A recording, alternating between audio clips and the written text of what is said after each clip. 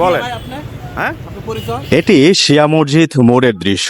Traffic signal জ্বলছে, traffic পুলিশও দাঁড়িয়ে রয়েছে, কিন্তু ট্রাফিক সিগন্যাল অমান্য করে গাড়িগুলো বেপরোয়াভাবে চলছে। ট্রাফিক শুধু দাঁড়িয়েই দেখছে।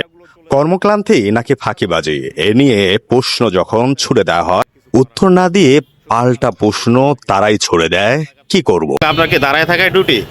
আমরা কি করব আপনি বলেন। আরে ভাই, আপনি কি করবেন আপনি জানেন না, আমি কি জানবো কেমনে? রিস্কা কথা শুনতেছেন, আমরা কি বলবো বলেন। হ্যাঁ, বলেন কি করব।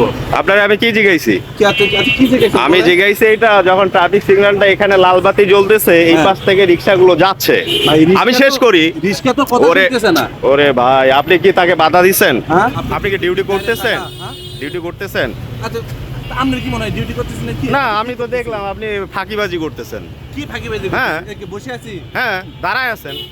তা আমি দাঁড়িয়ে থাকবো না, কি করব বলেন আরে আপনি। ভাই, আপনার কাজ তো করতেছেন না আপনি। আপনার আমাদের সামনে দিয়ে আমরা দাঁড়ায় আছি, আপনার হচ্ছে আমরা সিগন্যাল মানতেছি, অন্যরা সিগন্যাল মানতেছে না।